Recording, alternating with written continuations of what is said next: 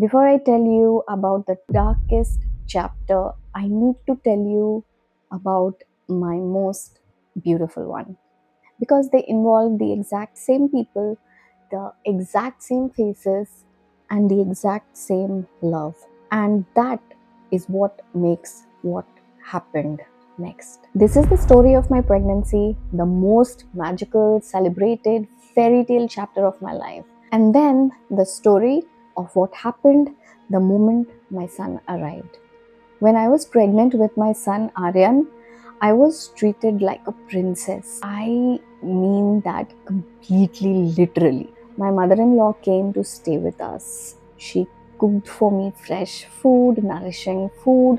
She made sure that I was well rested, I ate well, and I was comfortable. My friends threw me a baby shower, and there was so much love. People celebrated me. They celebrated Aryan before he was even born. They touched my bum. They brought me gifts. They told me how beautiful I looked.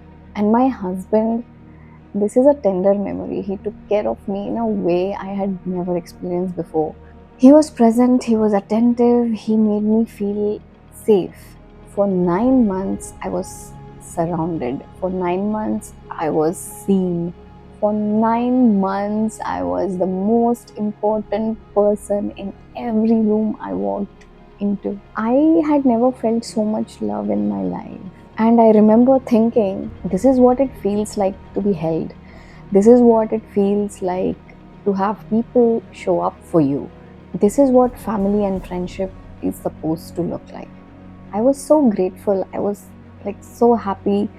I felt for the first time in my life completely safe. And then Aryan was born. The same people came, the same faces, the same voices, the same hands. They came through and they came for my son. Of course, they did. He is everything. He is new and tiny and miraculous and there's to love. I understand that. I understood it then. But here's what no one tells you about that moment. I had just been through the most physically and emotionally devastating experience of my life. My body had been through war. My mind was in a free fall. My identity, the woman I had been for every year of my life before this, had completely disappeared overnight. Not a single person in the room asked if I was okay.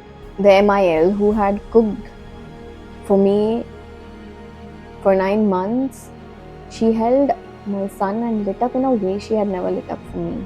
The friends who had celebrated me, they passed my son between them like the most precious thing in the world, which he was, and barely glanced in my direction. My partner, my husband, who had been so present, so careful, so attentive, he became my son's father. Completely, totally, beautifully, Aryan's father. And I became invisible overnight. Without warning, without anyone even noticing it, had happened. The same people, the same love, just redirected away from me, completely, totally away from me. I want to ask you something. When a woman is pregnant, the world shows up for her. The baby showers, the gender reveals, the bum photos. Congratulations! She is celebrated, she is seen, she is asked how she feels. And the moment the baby arrives, she becomes the person holding the baby, the background, the carry sack that did its job and is no longer in the story. I mean, how did we get this so wrong? The woman has just done the most extraordinary physical thing a human body can ever do. Her hormones have crashed off the cliff, her identity shattered and is trying to reform.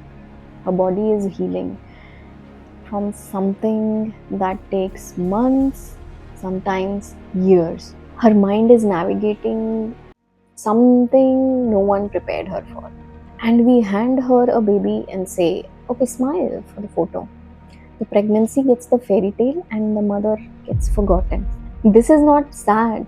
This is a collective failure. And it is exactly what happened to me with the very people who had loved me so well just 9 months before. What happened in weeks and months after Aryan was born, I was not ready to talk about it for a very long period of time.